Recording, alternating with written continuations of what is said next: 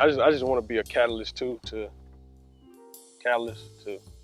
bring equity back into our community.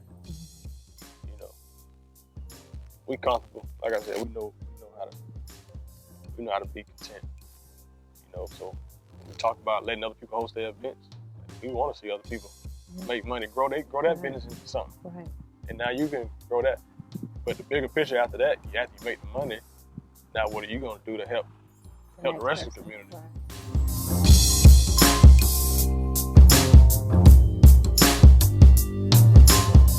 Josh Gordy. I'm originally from here, from Worthing, Georgia. Grew up right here, small town roots. Wife, let you know where she's from.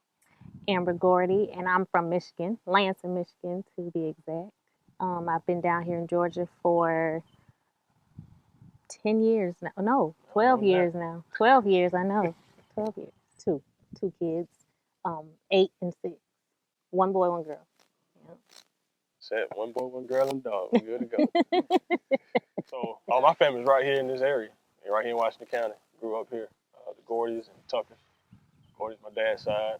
You may have heard of famous Gordy. My name is Barry Gordy. That's the family. So originated right here in Sandersville, Georgia. Before the Great Migration, moved the family, family up north. That's me. And then my mom's side, we grew up right here in Worthing. Just small town feel.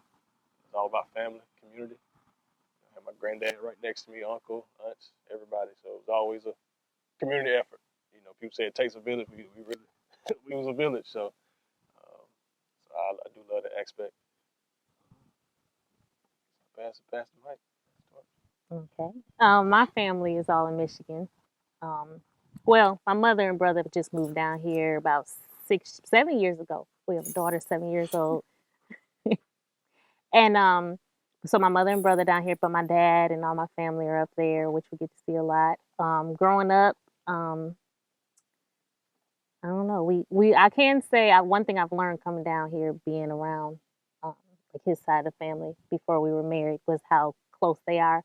So we're close, but I guess you never see, like how you say, everybody kind of lives closer to each other, or not, like that. We're kind of spread out. So even though we have that family time, which was usually on Sundays at my grandmother's house, it wasn't like an everyday thing. But so we had cousins that were our age that we always played with, but for the most part, like just the whole family, unless it was like a family reunion or like I said, Sunday, it wasn't always together like that.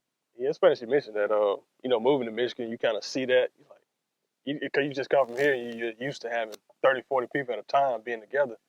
You go there and it's just like your household or another household.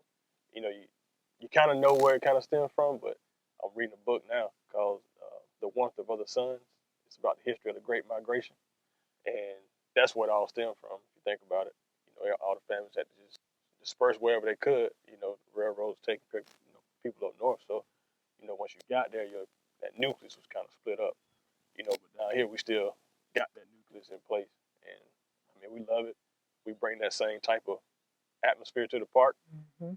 And that's what everybody say when they come. It feels like a family reunion, Yep. But that's just all we know. That's all we know. And just be hospitable, and what people need. We, to a certain extent, we get them everything they need. But we try to keep them comfortable and happy and get them around that campfire and just good time. Like my father and his brothers and my grandfather before he passed, that's all they did. Hunting, fishing, like they were completely outdoors, and plenty of guns that obviously as we were growing up, we never really saw. So, you learn now, or I learned now, that people like grow up around guns from a very young age and just like are introduced, and they've mastered it by a very young age, to where for me, I guess, I don't know if because I just maybe didn't show interest, but I never was around it. I saw when, they brought the deer home or whatever they had, but I didn't never know beyond that. It wasn't until about a year ago, I think, maybe a little over a year ago. It was 2 years. I just kind of, I don't know what it was.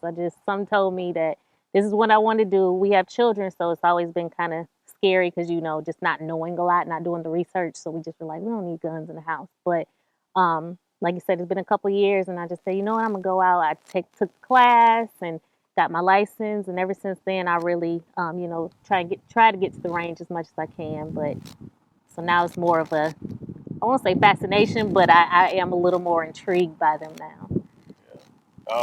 Yeah, me growing up, I grew up doing some hunting, mostly coon hunting in this area. Gotta get y'all some before y'all leave.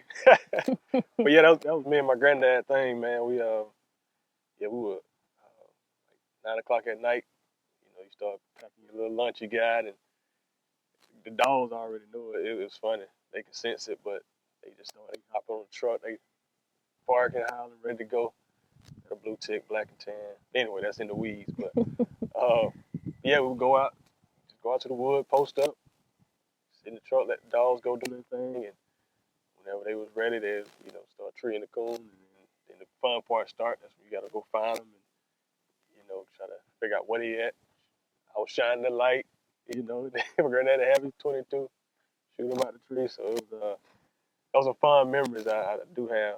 Granddad did a deer hunt a couple times, but surprisingly, not as much as you would think, being that this is like a big deer hunting country down here.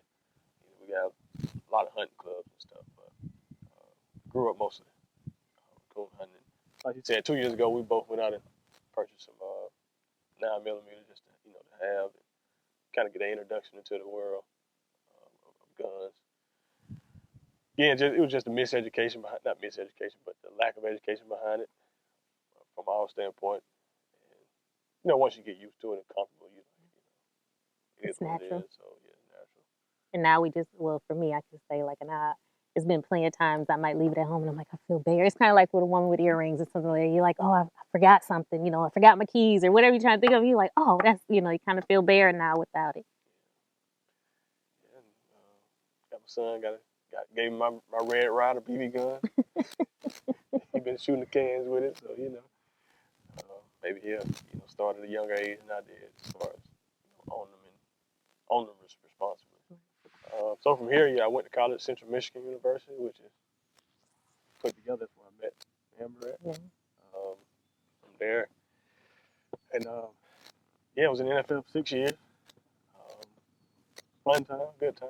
Yeah, went undrafted. The guys that draft they have more, I guess, more status, more draft status or whatever. And that's just about ratings. At the end of the day, it's about who can get into the league and stay in the league, which I outlasted a lot of guys I came in with anyway. So that stuff don't matter up front. It's about getting in, having the work ethic to, push yourself, compete. You know, yeah, played for 6 years, like I said, 5 different teams. Um, had a Super Bowl win in Green Bay, 2010. Good experience. Spent most of my time in Indy, which is where that's really where the family started as a family. Mm-hmm. Really had good roots there, met a lot of good people. So Indianapolis was a good city for us. Our son was born there. So I was born there, yep. Also spent a year in St. Louis.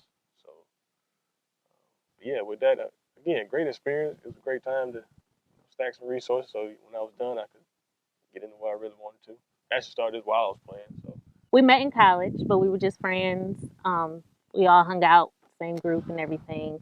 I graduated a year before him. Yeah, a year before him. So I had went back home, or guess I was already home, but actually went to live at home, and I was teaching for a little bit, for about a year before moving down here. And we hadn't talked for a while. So I moved down here, and then he kind of hit me up and said, "Oh, I heard you moved down to Georgia," and I had no idea he was even in the NFL. So he mentioned something about, and I guess because around the time that I grew up with my father, we were more into basketball. So it was a little bit of football in there, but it wasn't like that, I guess I should say. So I didn't even know anything about him being in the NFL. I didn't know who played in the Super Bowl. He won the Super Bowl, nothing. He said something about it, but it wasn't, even then it still didn't click. I'm like, oh, okay. So when we hung out from there. But so I came at the end of Green Bay, um, going into Indy. We were hanging out, dating then, and then, like you said, once it was the second year in Indy, I think it was. That's when we had our child. Oh yeah, you're right. St. Louis. I did come in St. Louis. You're right. I skipped right. You're right. So St. Louis, but in Indy, like you said, that's where we really, made it a family, and we had my son there during the game. Oh yeah, that is Yeah, funny. during the game, he was still in the game, and they wouldn't let him leave. I didn't make it to the game, but I was going to the game, and I kept having contractions, and my friends on the phone counting, timing. And she's like, "Don't go to the game. You don't need." I'm like, I think I can make it. Like, I'm okay. I'm okay. Like, I was really getting dressed. I was convinced I was going to this game. And she said, she finally, said, you know what? You need to start heading to the hospital. So I drove myself to the hospital, which was, how far was the hospital? About, no. That was in Georgia. That was about 30, 40 minutes. Anyway, drove myself there and they said, yeah, we're going to have you walk a little bit. They turned the game on for me, so I was able to watch. But the crazy part was once they actually admitted me into the room, they come and tell me he goes down with an injury. So I'm like, okay, this is so to fast forward when after the game they escorted him, police escort to the hospital. So he was in a hospital bed next to me. So I said, what good was he if you're in he's in the hospital bed next to me. So, at the end of the day, he was helpful when it was time, but that journey getting to that moment was had to steal a shine. Yeah, that's what I say all the time. Just had to. Yeah, it was a great experience. NFL, great experience, and even more so the experience, just the connections you make throughout your time in the NFL, which we still keep some great connections. Just went on a trip with a great couple. How we go? We're gonna edit this out. No, you can keep him in there. Family. All right. Yeah, Who is this? This is Lucky. He's actually he's from Indiana as well. Too. We right on cue. We got him from a humane society. Yep. Real estate. That's the you think of a house foundation. That's the foundation of us. When I was playing, you're gonna be done playing one day. It's like what's gonna be next. And I was just doing a lot of research, a lot of different things. Finance, personal finance, another big thing we're into. We're big on personal finance. It's like, how can I take the resources I was able to earn from playing? How can I take that and make it stretch, set us up to, a comfortable life? So, came across real estate, and that's where the process started. Really dove into it and settled on rental properties. So now we have about 16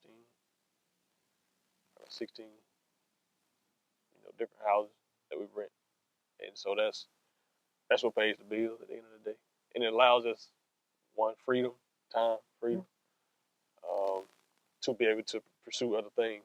And the park actually came about because of real estate. This plot of land came up for sale when I was playing. Great price, 27 acres. Sorry to all my city folks, but they got it for 52 grand.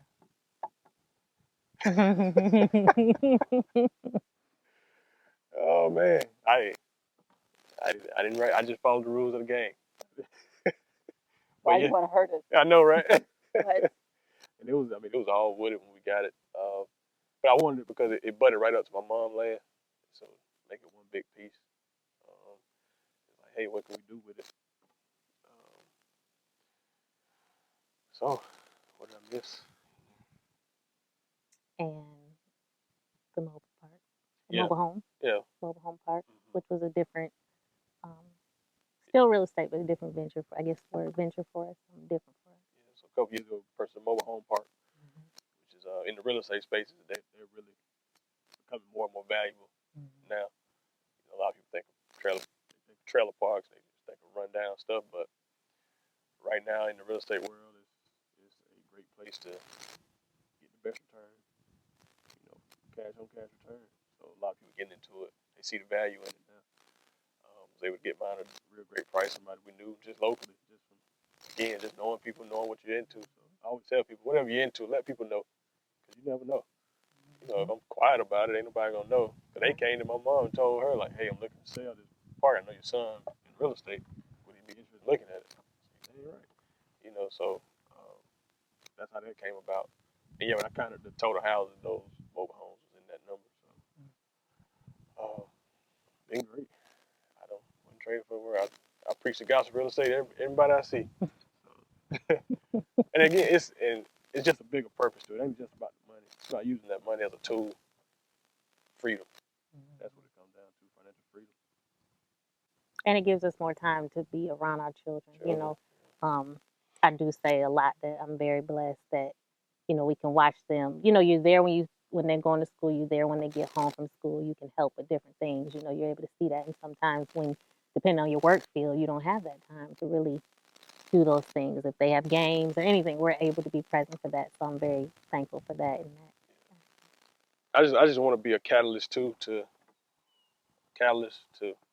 bring equity back into our community. Mm-hmm. You know, we comfortable. Like I said, we know how to be content. You know, so when we talk about letting other people host their events, like, we want to see other people make money, grow that business into something. Right. And now you can grow that. But the bigger picture after that, after you make the money, now what are you going to do to help the rest of the community? Right. You know, because I probably didn't even told Amber, but another vision of mine here in Sandersville, you know, I want to be able to